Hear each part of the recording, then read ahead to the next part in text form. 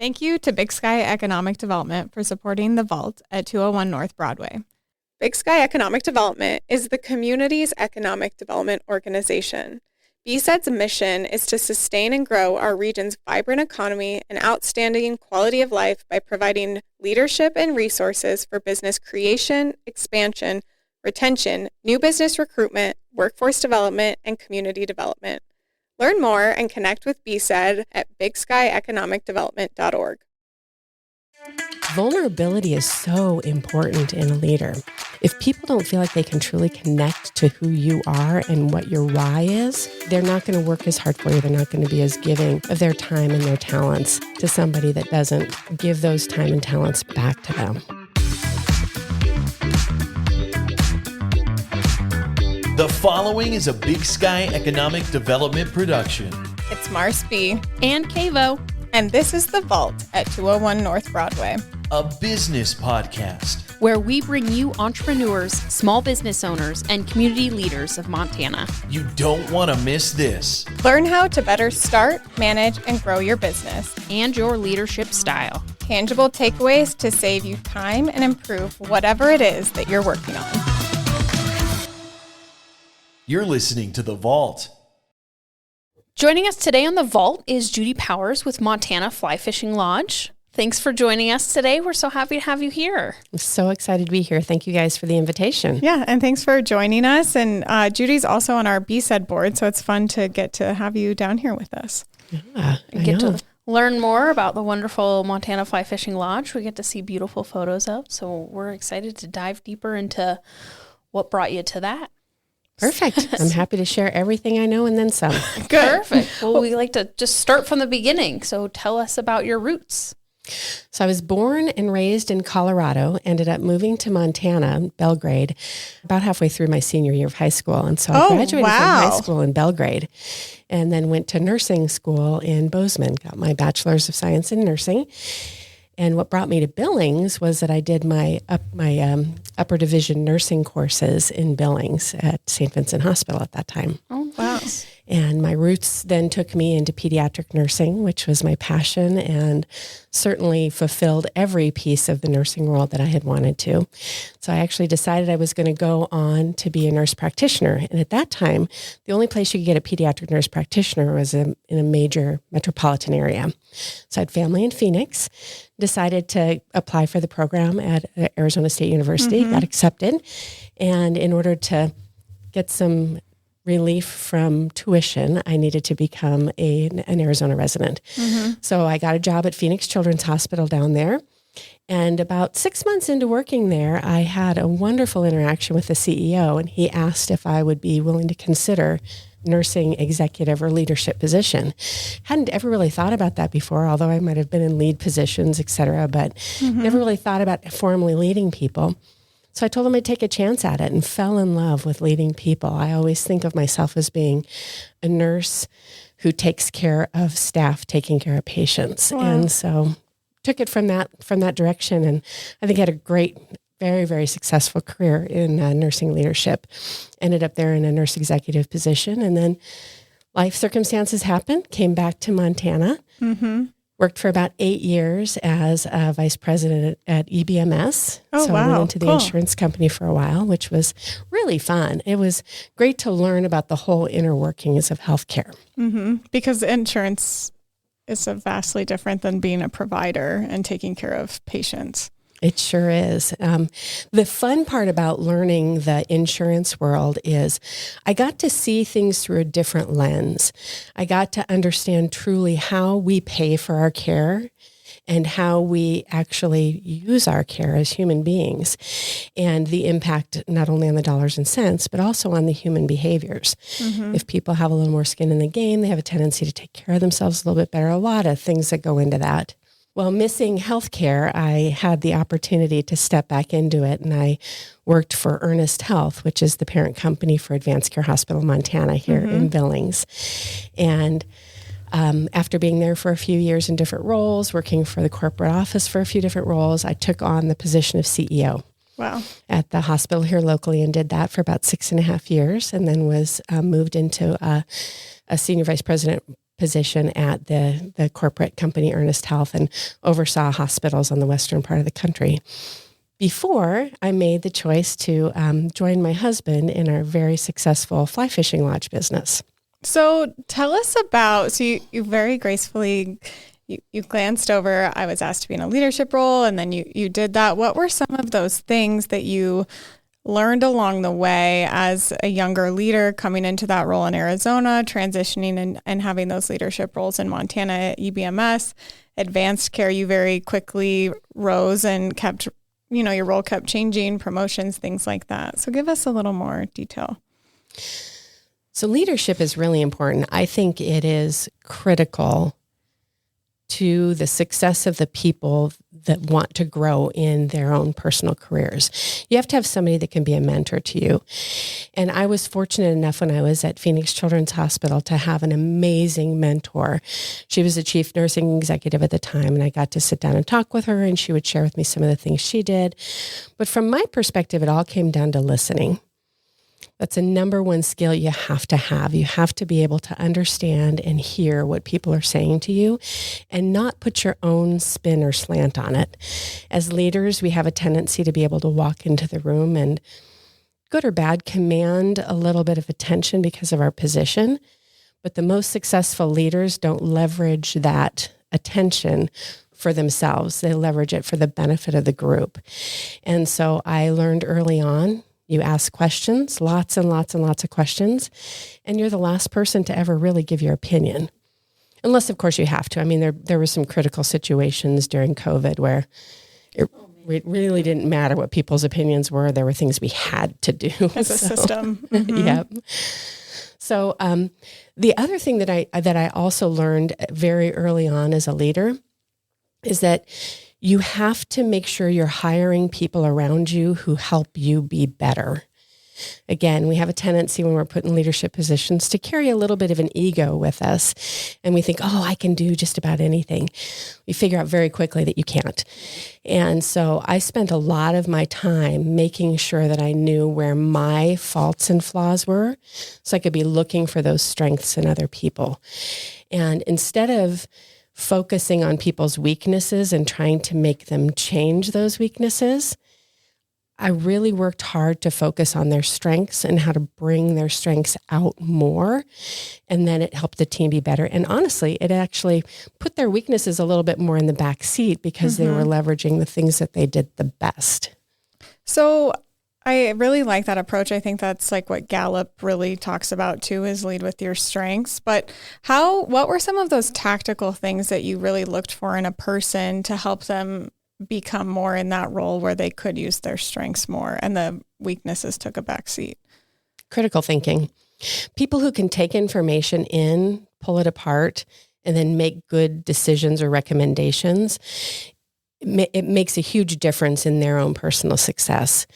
The other thing that helps people become successful is being able to ask those questions again. And I think that question asking it seems so simple and so intuitive, but it is one of the hardest tactics to pull out of people.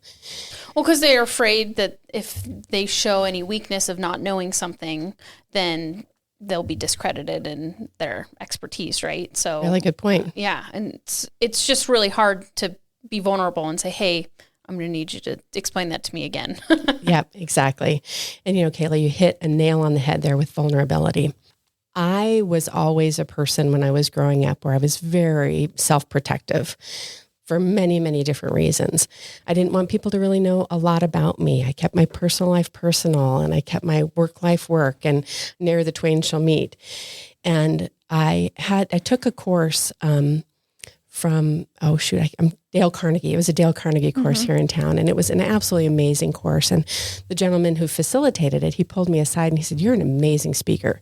You're very articulate. You've got your ideas put together, but people don't get the emotion out of you. They don't feel who you are when you're talking." And fortunately, this happened when I was fairly young, so I could take it and grow from it.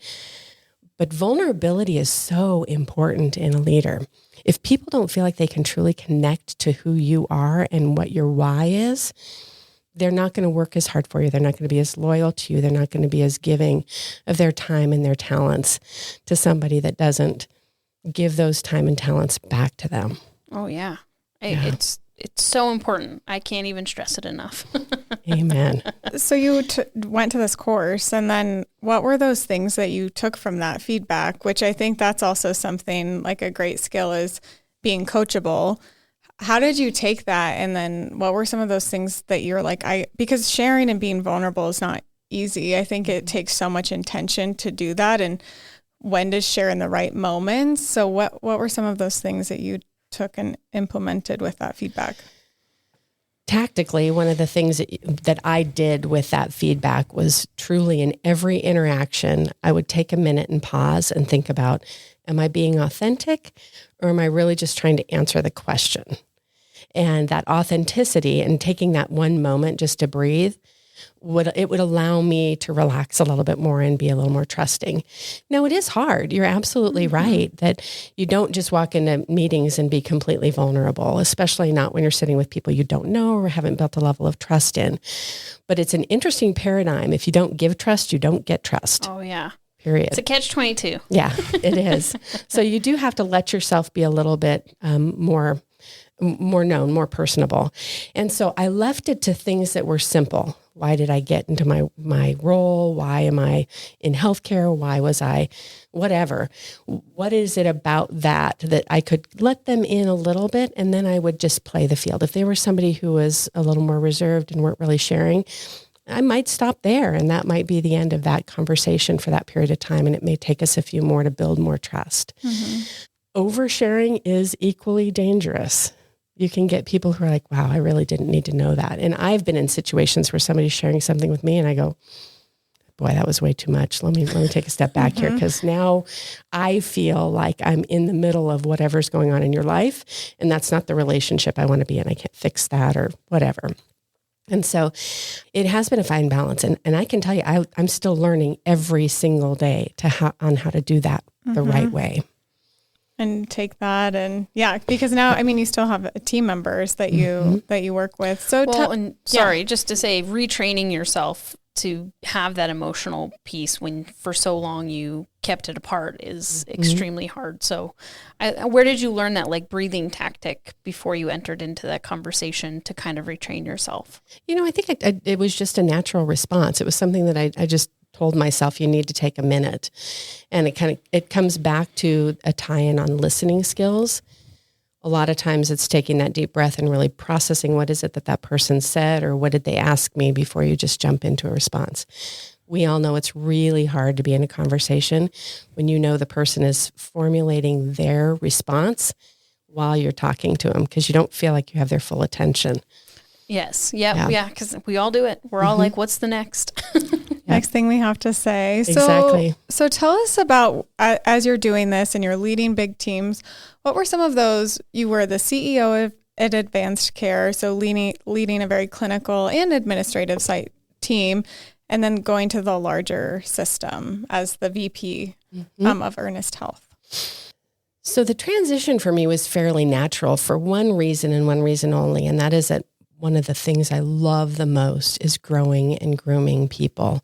I love to sit and hear where they want to be in their career and help foster and facilitate that. And I took a lot of time when I was in the CEO role thinking, how do I success into this? How do I get somebody else to be able to take this role and make it be seamless? And I feel like I was extremely successful in that, because I was able to work with Aubrey Peterschick, who then took over the role. Adore her. Yeah, she's great. Yeah, she's pretty amazing. And help her become a better leader, so that she was naturally the person to become the CEO after I left. And because of that, when I went to work with other hospitals, that was my focus and my attention. How do we get leaders who can do their job very well, so that they can remove the barriers for the staff who work for them? And that was my prime focus. I couldn't go in there and say, you're doing everything wrong or you're doing everything right, because I didn't live and breathe their worlds every day. And if I did that, I would lose credibility. So I had to go in and get to know them as leaders and understand what's working well, what's not working well, and then how do I set them up so when I walked out the door, they could continue to carry that on forward. Without you being there. Correct. Mm-hmm. Yep. What would you say was probably the hardest part of that, going into a hospital that you're not at all the time and having those coaching conversations? Asking a lot of questions. And sometimes it gets harder for the person on the other end of it than it did for me, because I just keep asking questions to try to get to the bottom of what's going on. Because oftentimes what happens when you're in a corporate role is you hear the things that aren't going well. And so then you come in and you have a tendency to want to focus on the things that maybe aren't going well to help them fix it and make it be better. I'm a maximizer by nature. And so I'm always wanting to make things better. And what I learned is that you just can't do that. You cannot assume that you have all the information walking in the door. You have to understand it from all the different perspectives, because the person who's the squeaky wheel and making the complaints may not have all the information either. And so you have to make sure you're taking the time to understand. And they're just the ones that are the squeaky wheel. Yeah. So they're the loudest. Yeah, exactly. And sometimes it's even the good things. Sometimes somebody may make something appear to be better working or operating than it really is, because they don't want you to find out that maybe they have a weakness or there's some place that they need to improve upon. Or you're their boss, you're coming in, they don't want to put their job in jeopardy. So again, you have to build that trust with them. Oh, I just love all of this so far. Well, one other thing I haven't said that I think is extremely important for leaders, you've got to be self-reflective, and you've got to be okay to fail sometimes. And we as humans are so worried about letting people down. Well, I shouldn't say everybody is. I am. I'm somebody who I was always worried about disappointing my parents, always worried about disappointing my teachers, always worried about disappointing everybody. And so you have to sit back and be reflective and say, okay, what can I learn from this situation? What do I need to do differently next time? And it's so cliche, and you hear it and read it in every leadership book, but that's the power in leaders. The ones who are willing to fail forward and really learn from it and take that and not be afraid to let their team fail also, and sit down and say, okay, why did we have this outcome? How can we do it differently? What do we need to improve upon? And be okay with that. And ask those questions, which I really like. This is very insightful. I know. I'm like what taking kind notes. of tips would you have for recovering from a fail? Well, it depends on the significance of the fail. Obviously, there's some that are much more traumatic and takes you a little while to get beyond it. But resilience, you have to be okay with knowing that when you walk into something, there's as much of a chance of it being a success as there is of it being a failure. And when I was in the working world, before we owned our own business and are doing our own business side of it, you have an entire team of people that you can bounce things off of all the time. And so what I learned for myself is most often when I didn't reach the outcome that I wanted to or failed, it was because I didn't take the time to reach out to people, bounce ideas off, not overanalyze, but do enough research and evaluation that I felt like I was walking into it with a better frame of reference or better information or better data. And when you're owning your own business, there's not as many people that you reach out to. So you kind of have to fail. And my husband's and my motto is, fake it till you make it a little bit, because at some point in time, you just have to do what you got to do. Absolutely. And we always say fail fast. Fail fast. Yep. I like that better than fake it till you make it. Actually, I might take that one from you, Kale. I use both if that makes you feel better. I do too. And then I hear mixed reviews on the fake it till you make it. But I'm like, well, sometimes you just gotta figure it out as you go, and you'll learn from it. Wave. Smile and wave. Exactly. So tell us about you. You've talked a little bit. I think people are maybe a little bit curious. Tell us about that transition from healthcare to the Montana Fly Fishing Lodge. Yeah, it was completely unexpected. If someone asked the 26, 27-year-old Judi what she'd be doing at this point in time in her life, I would have never told you operating a fly fishing lodge. That was just not even in my frame of reference. But you didn't dream about that as like playing with Barbies? No, unfortunately, I did not. I didn't even know what fly fishing was for a really long time. So didn't have it in Eastern Montana. Yeah, that's there you go. But when you meet somebody like my husband, who has such a passion for the generational property that we operate off of and the waters and conservation, and you hear that passion in his voice, you kind of lean into it. I mean, it's really fun. My husband's a natural entrepreneur. His name's Lincoln, and he's an amazing, thoughtful person and can come up with ideas out of the air. I'm not so much the entrepreneur, but I'm definitely the person who can take an idea and help him make it happen. Mm-hmm. And so together we're a good balance of resources and ideas and imagination and energy to carry this forward. There was a couple of things that happened, though, that propelled me to make a decision to retire. We had some personal things happen in my life. My mom had stage 4 cancer. She ended up passing last year. I'm so sorry. Oh, thank you. So it kind of puts your life into perspective when you have these things going on. And I was spending so much time working and traveling, and we had grandkids on the way, and all sorts of life dynamics and changes happened that when we became, when the lodge got to the point that we felt, either I need to stop doing what I'm doing all the time and focus just on this, or we need to hire somebody to do the work that I was doing. And it just seemed like a natural progression for me to retire from the healthcare world and step into the fly fishing lodge operation side of it. How do you like it? Love it. Oh, that's Love great. It's extremely rewarding. I do have the gift, though, that there are times where I miss the strategy and the excitement and the energy and the connections around the world that I lived in healthcare. But more importantly, it's hard for me to step away from leading and mentoring people. That although I still have a great team that work with us, it's very different than when I knew I had somebody who had management potential or leadership potential or could be the next CEO of a hospital. And I wanted to help them get there. And so I've kept my fingers in the pie. I have a couple of people that I do some side mentoring with that really energizes me and makes me feel like I still get a chance to make that difference with people. Wow. So you mentioned that Lincoln's, that the place you all are on with the lodge is a family piece of property. So do you want to talk a little bit about that history? Because it seems like that's a very significant part of what you all do, and then how it transitioned into the Montana Fly Fishing Lodge. Sure. So Lincoln's he's actually a 4th generation Montanan.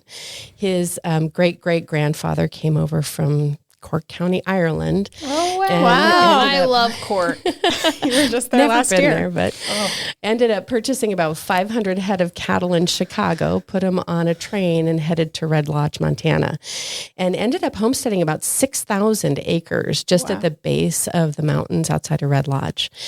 And come as time passes and transitions, and his children did not necessarily want to manage the ranch, and so, or that large of a piece of property. And so anyway, they sold off their pieces, and Lincoln's grandfather took his money and purchased the property that we're on now, which is just south of Absaroka and north of Red Lodge, and right on the bank of the East Rosebud River. Gorgeous area. It's beautiful. With the river too. That's like a nice piece, Grandpa. Exactly. Very good. So Lincoln's dad ran cattle on there, but nobody really lived on the property for, I think Lincoln has spent a small period of his time, his first year or two there, but the ranch house that was on there was not really habitable for too terribly much longer. It had no plumbing, no indoor water. And so they ended up moving into the town of Absaroka and just ran cattle off of the property for a long time.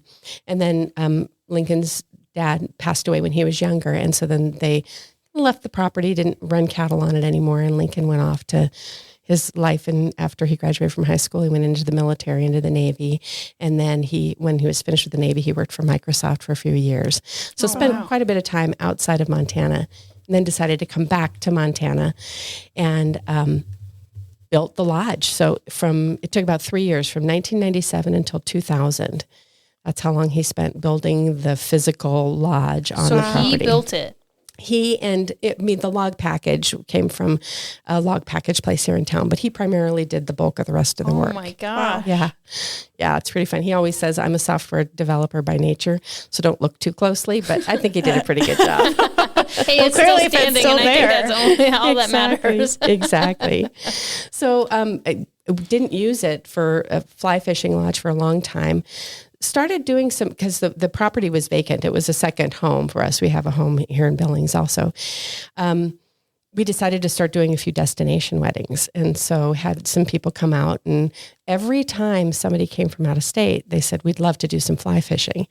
And so after about 3 or 4 years of that, Lincoln said, maybe they're onto something. Maybe they're trying to tell me something. And so that's how we decided to start investigating that and seeing how it could work.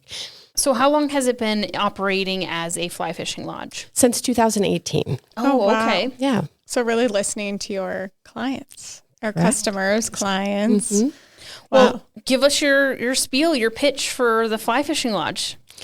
Well, we are the only all-inclusive fly fishing lodge between Livingston and Bighorn. And so we have a beautiful location that is on very unpressured waters.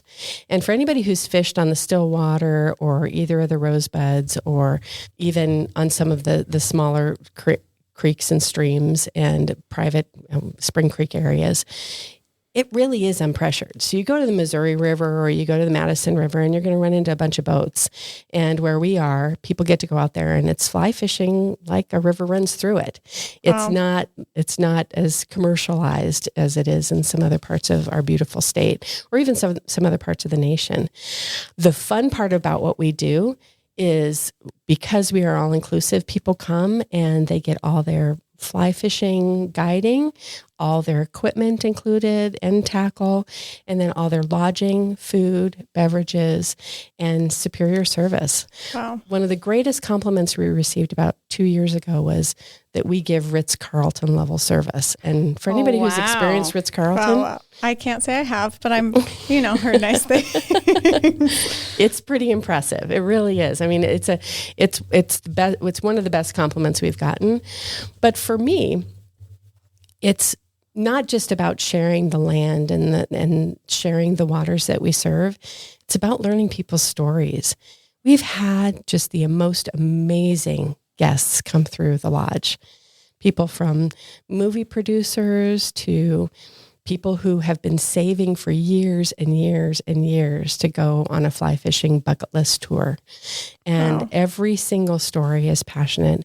With every customer or every guest that we have come out, we make a point to have dinner with them at least one night so that we can get to know them really and they special. can get to know us. And it's just one of those things where you don't really realize until you take a minute and slow down just how many amazing people there are in this world.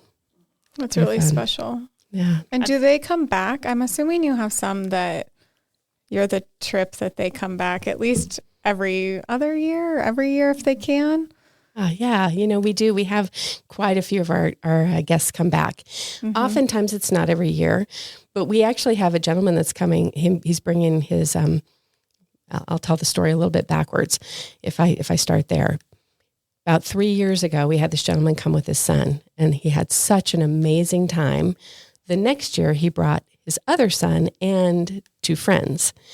And then this year, he's coming back again with his 2 sons, his dad, and another set of friends. Oh, wow. And so it's just really fun to be able to, and that's just one example of many. To but see it multiplying. Yeah. He's like, no, more people need to know about this. Exactly.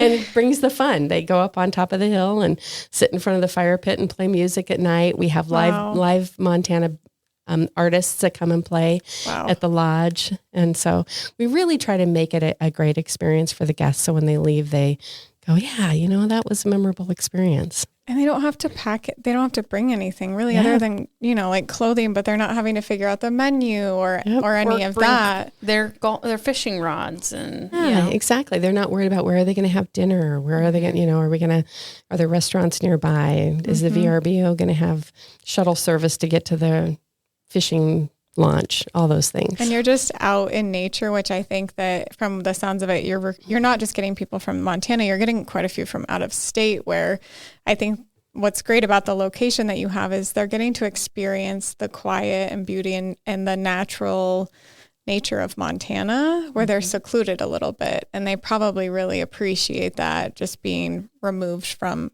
the rest of their usual world. They do. Actually, I was chatting with our guest that's up there right now this morning, and that was exactly what she said. She said it's so nice to take a step away and a breather from the life that she lives in the city and be able to experience nature. And she said it's less about catching a fish. It's more about just being out there. But it's an interesting thing about our demographics. We get very few people from Montana. Oh, okay. Because they can go to the river and fish pretty much any time, or they might go out with one of their favorite guides for just the day or whatever. Majority of our people come from out of the state or even out of the country. Wow. We've had people as far as Hong Kong, Australia. Oh my gosh. Yeah. Oh my goodness. That's amazing. Switzerland. Which you guys do an exchange, or you have, right? With some others in Argentina? Patagonia, yeah. Okay, yeah. Yeah, we have... we partnered with a few lodges down there, and so we'll get guests reservations at those lodges and partner to make sure that they've got the same experience they'd get here in Montana down at those lodges. And then every winter in December, we do a hosted Patagonia fly fishing tour where we spend a week down there at a lodge and invite people to come and join us. And we're physically there at that time. Wow. That's amazing. Just that exchange and those relationships that you guys have built with that. It is. Wow. It is. The newest thing that we've added to our lineup this year is day trips. We don't normally just do a day fishing trip where somebody can come and spend the day with the guide and then go back to their home or go back to their hotel. Oh, okay. We've started doing that this year. So that's exciting because I think we'll see a lot more Montana people. I bet you will, just with that day, since like you said, like if they live in Montana, then they can just pop over and then go back home. Yep. Or, corporations that want to do host some people who are in town for the day, or maybe they're recruiting somebody new and they want them to experience what Montana has to offer. It's another option for them to not have to stay there, but to just get that same fishing experience. Do your guides help people like learn how to fish, like fly fish? It's a little bit different of a technique. So I'm just thinking of people who are coming from out of state, and you say some of them this is their dream trip, right? Maybe they've never fished, so I'm just curious. That's a really legitimate question because it is a fear for people. It was for me the first time. I've been spin rod fishing my entire life, but to start fly fishing, it is a different skill set. Interestingly, we have about 28% of our guests have never touched a fly rod before, but they're coming with people who love to fly fish. Most of our corporate retreats, and we probably host about 20 or 30 corporate retreats a year. Wow. 2/3 of those people that are coming have not ever fly fished before. Wow. So the very first night that people are there and every night thereafter, we have either guides or specialty casting instructors that are out there to teach them how to fish. Oh, nice. Yeah. So they leave with a skill as well. They do. They leave with a skill, and some of them have developed a new passion. We actually have a lady coming back this year. She and her husband came out for their bucket list, once in a lifetime trip. And she had never fished, had no desire to fish. And so she went out on the boat with them, which is completely okay. And she picked up the rod, fell in love with it. And so now they're coming back again this year. So she can really fish. Awesome. That's really great. Yeah. That was going to be my next question. Do you ever have somebody that's like, hey, I'm here with my husband and he wants to do the fishing. Teach me other ways to enjoy this area. Oh, yeah. We have such a variety of activities in our neck of the woods. I think that we appreciate them as people who live in the Yellowstone Valley or Stillwater County or wherever. We take people out horseback riding. Oh, fun. Oh, nice. One of the fun things we do for people who fly fish, but people who also don't, is we do a guided horseback riding fly fishing expedition into the mountains, into some of the big mountain lakes up near Beartooth, on the Beartooths. Yeah, it's amazing experience for them, the people that choose to do it. But we also do ATV, UTV rentals out of Red Lodge up onto the top of the world, top of Beartooth Pass. Fun. We do Beartooth Pass tours, hiking. We have some of the best hiking in the entire state. In the Beartooth Absaroka Wilderness, best hiking. Wow. And so we'll take people up there and have them go hiking. For people that don't necessarily want to do something outdoors, we'll take them to Red Lodge. Yeah. Red Lodge is such a fun town, and it's so alive during the summer. And there's so many cute shops, places to eat. We love Red Lodge. Yeah, Red Lodge is We're super big fun. fans. Good. What a great little getaway community. It really is. And so we'll take people down there, and they get to hang out for the day and enjoy some of the local fare there. And then we've taken people to Billings on the brewery tour. Oh, great. With Visit Billings. Yeah. Yep. How fun. And it's Craft Beer Week that we're recording. It won't be when we release it, but right now it's Craft Beer Week with Visit fun. Billings, and they're really promoting all of our local breweries. Yeah, it's pretty impressive how many we have here in town. And it really is. They're good too. Yeah. They're all really which great. is helpful. And like beer in Montana, I just think that we have such great beer. I'm not a huge beer person, but I know lots of people that are, and we're really lucky in the state to have such great breweries to go and visit and check out that's locally owned and locally done, which is great. Yep. I also give a shout out to distilleries and some of our cider houses. And the ciders, absolutely. yeah. Last Chance is really great here in Billings, owned by Red Lodge Ales. Pear for perfection. So good. So we read in your bio, and we know you cook too. I do. Tell us cook about that. too. What are you, like when you guys are preparing meals and the Ritz Carlton experience and menus for these guests, what goes into that? What are you making? How are you coming up with it? How do we come up with it? I live through my stomach. We travel through our stomachs. Oh my Wow, gosh, us too. I have never heard it explained so perfectly in my whole entire life. We live through our stomachs. We do. I'm writing that down. So when Lincoln and I, after our kids started going off and we were a bit more empty nesters, we spent hours at night cooking. That was kind of how we relax at the end of a day, enjoy a glass of wine, do some cooking. And I found that I really enjoyed it a lot more than I did when it was something I had to do to feed the family. It was much more fun when it was something you were being creative about. And so doing destination weddings, we actually had a bride. Gosh, I felt so bad for her, but she had 150 people coming and her caterer backed out 3 weeks before the wedding. And my husband, fake it till you make it, we can cater for you.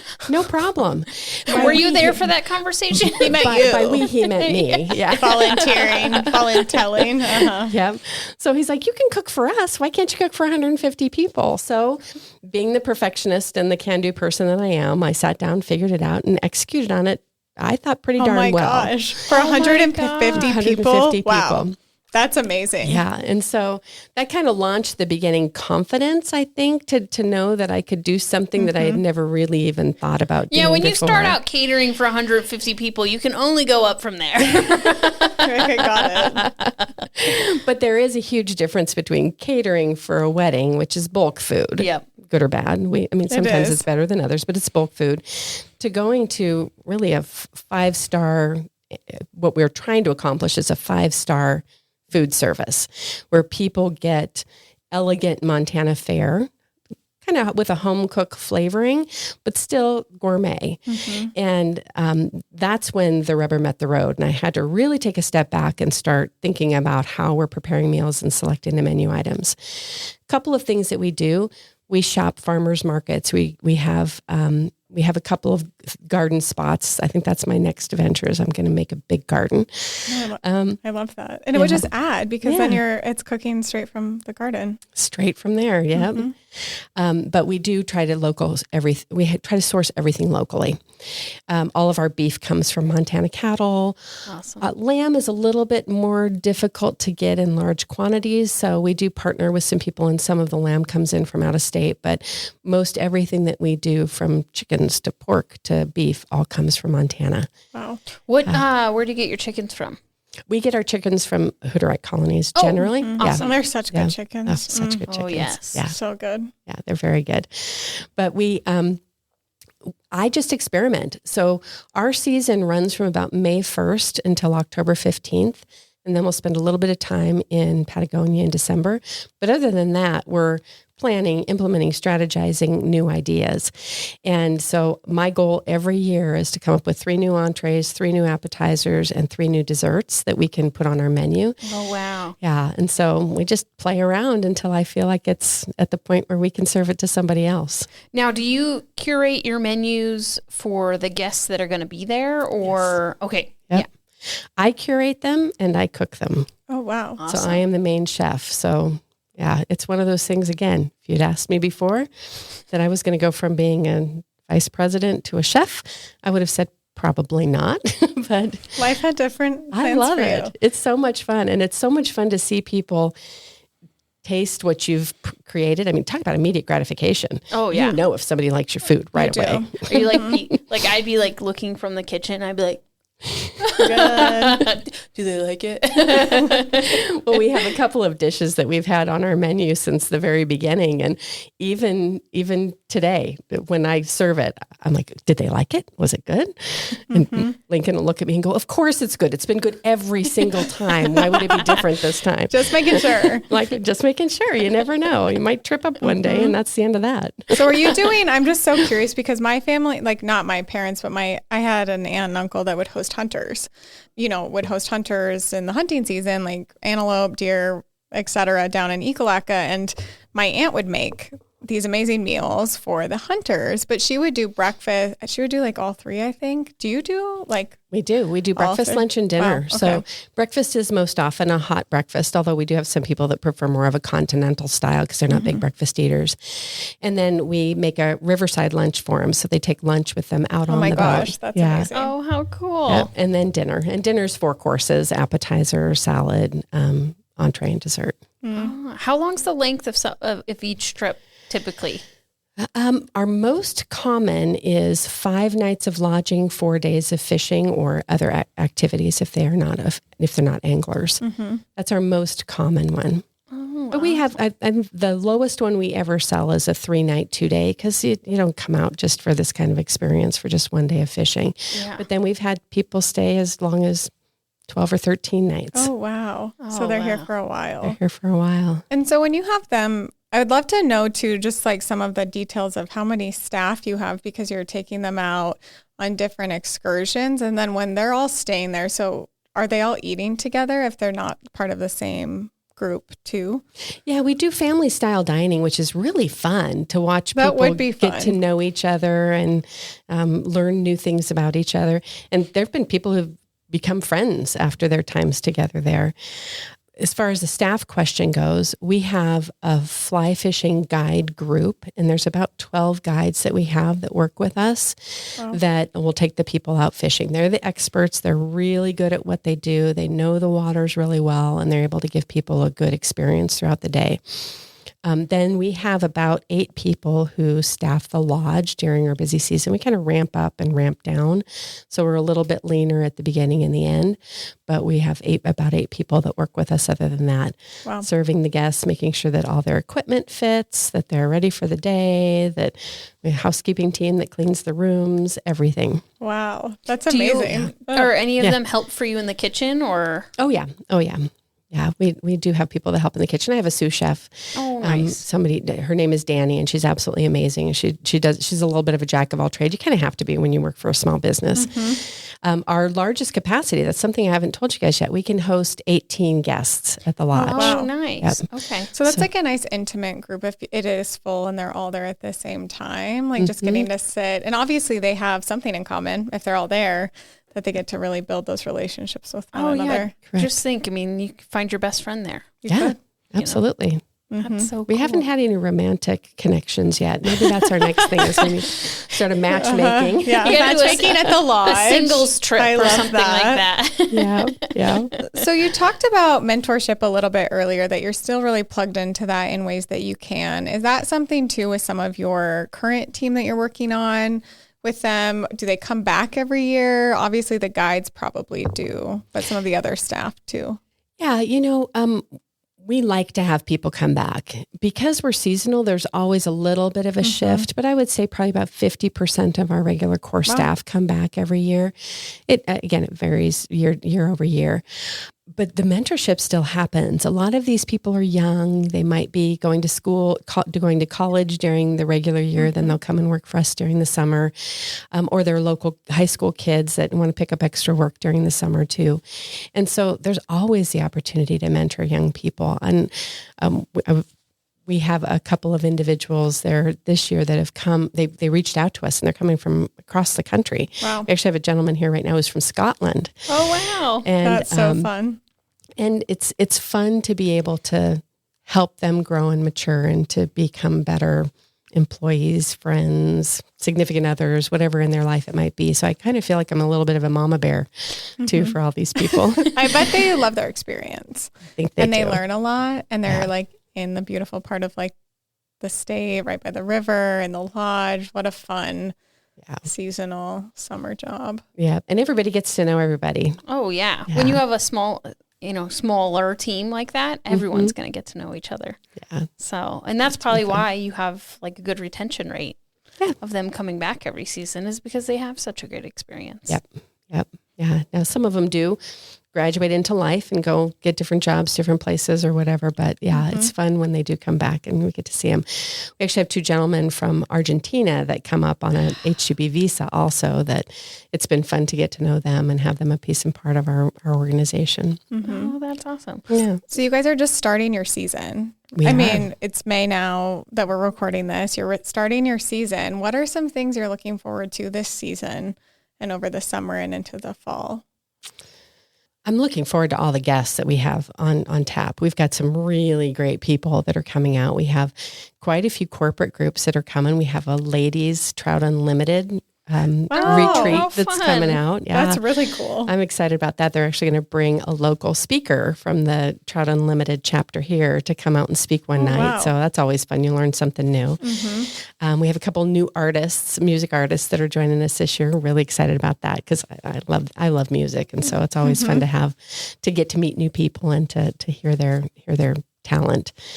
I'm excited about the crew of people that we have working for us this year. And we've done something new this year that we hadn't before. We actually built a staff bunkhouse on property. Oh, okay. And so we're going to have them as a piece and part of our culture all the time instead of coming and going. So that's going to be really fun. Oh, that'll be awesome. That'll be fun for them too. I think like, as you're saying that they're younger, that they're like getting to make those like quality connections and build on that. Yeah. Oh. So you have the main lodge and you have other buildings, right? On the we do. We have some canvas cabins that we have on the property that they're just beautiful. They've got king beds in them. They're very luxurious, and we have guests that stay there. We have 4 suites in the main lodge itself. Wow. One other thing I'm looking forward to this year is we actually developed a relationship with another lodge. It's a building that has been used as a lodge just outside of Big Timber. The lady who was operating it is taking a step back, and so we're going to take over the management of it. Wow, and so we're going to have 2 lodges. That's really exciting. They're going to be operating this. We're going into it slowly this year, just so that we can make sure we know everything we need to know. But we're excited about it as being another opportunity for us. How many does that offer you to grow then? Well, it can host. Or we can host 12 guests there. Oh, okay. Wow. Yep. Oh, wow. Yeah. Which is about the right size, really. So you talk a lot about loving the experiences that you get with each guest. Is there one particular story that really stands out as really just proved this? I'm doing what I'm supposed to be doing? One particular story is going to be hard for me to pull out because as soon as you said that, I had 6 or 7 that just popped right into my mind. One of the ones that is really resonating with me right now is a gentleman that we had at the end of the season last year. He's a physician based out of the East, and he really spent a lot of time talking with us about who he is and what he does and why he does it. And he specializes in eating disorders. Oh, wow. And he's written books about them. And actually, when I was a pediatric nurse, we recommended this book to a particular patient and her mom, because of some of the things that she was going through. But it was just amazing to meet this gentleman and actually get to sit down and spend time talking with him. And over the 5 days that he was there, he left and he stayed in contact with us and continues to connect up with us. And he's just an amazing human being. And that's the kind of experience that I walked away going, wow, I would have never had the chance to get this connected with this type of person in my life if we weren't doing what we're doing here. Wow. Oh, man. And the crazy thing is you knew about this person already. Yeah. Like you were already referring him in, previous jobs. So it was kind of fateful. Way to have the loop kind of tie a knot. Yeah. And those deeper connections too, where I feel like sometimes on conferences and things, it's great. You're meeting people, but when you're on vacation, you're kind of in a different more relaxed. Your guard's not as high because you're on vacation. Yeah. So what a great experience I'm sure that he had. I think so. I think so. I'm sure he'll be back. I'm sure he will be too. Good guy. So you went from healthcare, hospital system, corporate, to then working with your husband. Mm-hmm. Tell us about what that's like, because not everyone can do that and be successful in that. So what are some things that you guys do to make sure that your relationship stays strong and healthy while also running a business and working day in and day out with each other? So the thing that works really well is we have a good open communication. We can dialogue about everything, even sometimes when it might create a conflict, or maybe we have to talk through something that's a little bit more business operating than personal connection. We really just make sure we get it out in the open and talk about it. Mm-hmm. I think we like each other. I mean, that's kind of that's a good factor. And when you like somebody, you enjoy working with them, and we have similar interests, and we wind down and wind up the same way, which is good also. He doesn't have this high level of energy where I have a really low energy. We're very similar in our energy levels. And so we can get things done in a way that doesn't make either of us feel like we're pushing or pulling. There's a lot to running your own business. It's everything from making sure you're dealing with the financial piece of it, to the staffing piece of it, to the operational piece of it, to the entrepreneurial piece of it. And so it's balancing each other out. Again, I'm more of the pragmatic, tactical person who can help us think through how are we going to get from here to here in a way that doesn't make us stressed out. Yeah. And he's the person who says, this is where I want to be. How are we going to get there? Mm-hmm. The dreamer. The dreamer. Yeah. Something that we have not figured out very well, because I think that's as important as the things that you have figured out. We talk a lot about work and a lot about the business. And so we really try to make a point, especially when we're visiting our kids, or we're on vacation, or we're doing something that's outside of the world we work in, that we decompress, that we unplug a little bit, and we don't talk only about work. Because that's really hard, because it's everything that you do. When you go home and see your significant others, spouses, whomever it might be, what do you talk about? You talk about work. Right? Yeah, that's true. Yeah. You do. You do. Well, that's us 24 hours a day, 365 days a year. So we're really working to try to make sure that we can take some time for each other. We try to go for a walk every night and just enjoy the scenery and enjoy just a little space together, so that it's not just about everything that we're doing. That's nice. Just in my conversations with other couples that own businesses together, sometimes they have rules where they come home and like the first 45 minutes you guys can talk about work, and then you have to shut it off. And that's worked for them. It's a little bit harder when, your work kind of goes into the evening hours, because you're cooking dinner and you're still you've got entertainment happening and things like that. So, but that, I don't know if that helps at all, but that's some things that we've heard has been helpful. I appreciate hearing that. That's a technique I'm going to put into my brain so that I can see if we can make it work. Because it is a big deal, especially off season. On season's a little bit different. We are 6 o'clock in the morning until midnight, really with the guests and making sure their experience is good. Yeah. One of the other things that my husband does is he personally talks to every single guest that books at the lodge. We do not have a group of salespeople that sell what we do. He does it. And we've talked about bringing other people in, and it's a passion for him. So it's really kind of fun to hear him when he gets to talking about the area and what we do and who we are. And that's hard too, because people don't just call when you want them to call. Yeah. They may call at 8 o'clock in the morning. They may call at 7 o'clock at night and want to book. And we don't want to miss that opportunity to have that connection with them. So it's another thing that does distract a little bit from the ability to unplug. Yeah. But I think from a guest experience, I'm assuming for them to get to talk to the owner that's so passionate about it, that just excites them more about the trip. And you mentioned so 6 a.m. to midnight, my logistic detailed self is wondering, like, what's a day during the season? Like, what's the day like during a season?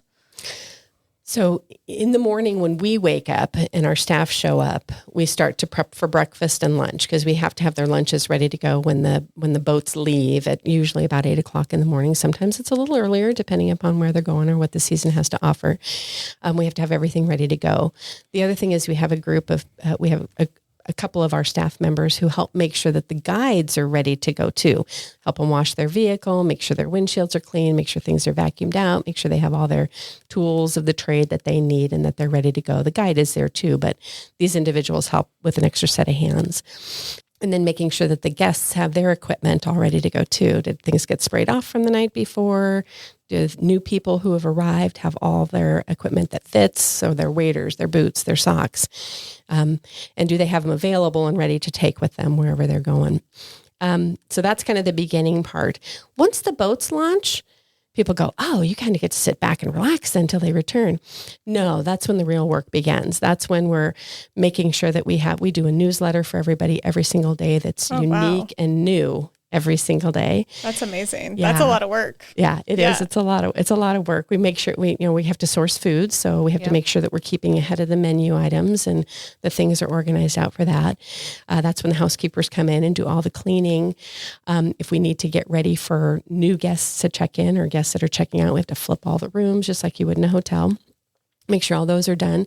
Make sure that we've got refrigerators stocked. Make sure that we've got the alcohol that we need to serve them, that the wine, we've got that planned through.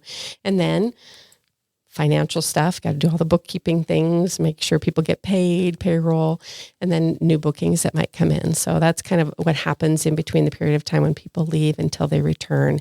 And the first boats usually start coming back between 4 and 4:30 in the afternoon. Sometimes it'll be as late as 5 or 5:30, and then we plan for dinner at 6. So we have a rec barn where pool tables, foosball, shuffleboard, that kind of fun stuff. People go hang out there, and we make sure we have a bartender down there to take care of them while they're down there doing their stuff. And then we have dinner, music.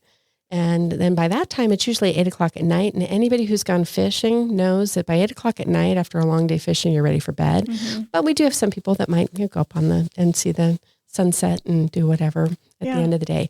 We, in the back end, making food, cleaning up, entertaining guests, talking with people, making sure that every need is met. And then we'll fall into bed and start all over the next day. That's that 5-star experience. Yeah. But how fun. I mean, it sounds crazy, but just like, I don't know. I just hear your like passion and energy and I'm like, that sounds like fun. There's a lot going on, but you're getting to meet people and you're in a beautiful part of the state. It is fun. That's one thing. I have the best office in the entire world. So I cannot complain about that. Yeah. Yeah. Does Lincoln, is he there with you during the day or is he out guiding? No, he's there during the day. Oh, okay. Yeah. That's Sometimes helpful. he may guide. He does have his guide license and he takes me out quite frequently fishing and whatnot. And he'll guide me, take good care of me because I still can't pick out the right fly. I just can't do it. I've not fly fished before. So. I've not fly fished either. So. Well, you know where to get a hold of somebody. I know. We know where to find you. Exactly. Well, Judi, it's been so much fun to have you on our podcast. We like to end each episode with a few rapid-ish fire questions. So we're just going to take a quick moment to hear a message from a sponsor and then jump into those rapid fire questions. Big thanks to the Small Business Development Center for sponsoring The Vault at 201 North Broadway. The SBDC is an incredible resource for small business owners offering free one-on-one counseling, business plan support, market research, financial projections, and much more. Whether you're just starting out or looking to grow, they're here to help your business succeed. Reach out to us at bigsky.economicdevelopment.org. We're so excited that we got to hear your story and we're going to be able to share it with our listeners. But like everybody knows, we have our favorite rapid fire questions. So my first question for you today is, what is your favorite thing to cook? Sea bass, Chilean sea bass with a beurre blanc sauce. Ooh. Okay. We like food. Okay. My mom loves Chilean sea bass. It's her favorite fish. If you'd ask Lincoln, it's a tomahawk steak. Oh, yeah. Can't go wrong there either. No, both of them Both good. Different reasons. Yeah. What is one of your go-to daily rituals or habits for health? You're very busy. You guys are up, getting minimal sleep. So what's a habit that you have? Taking a walk every day. I work out almost every day also, but taking a walk every day.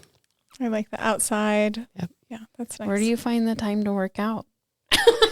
I'm thinking of your day and I'm like, oh my gosh. 20 minutes.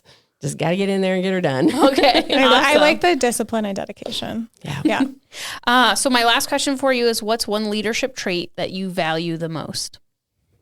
Self-reflection, period. I mean, you got to be able to look in the mirror every time something happens good and something happens bad.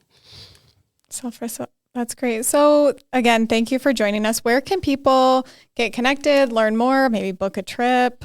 Where can they find you? Social, websites? Social media is Montana Fly Fishing Lodge on both Facebook and Instagram. But I recommend going to the website, www.montanaflyfishinglodge.com. all the information's there. Yeah, and you can check out their team page, which is really fun. They have like really great write-ups about the team, so you really get to know them and their character, which is cool. Give them a call and learn about Lincoln's passion for fly fishing. Absolutely. Thanks for joining us. Thanks so much. Thank you guys so much. I appreciate it. We hope you enjoyed this episode. Make sure you are subscribed to The Vault at 201 North Broadway, wherever you podcast, including YouTube. Connect with us on Facebook at The Vault at 201 North Broadway and Instagram at TheVault_201. Don't forget to visit us at thevault@201.com and subscribe to our newsletter. We will see you next time. Bye.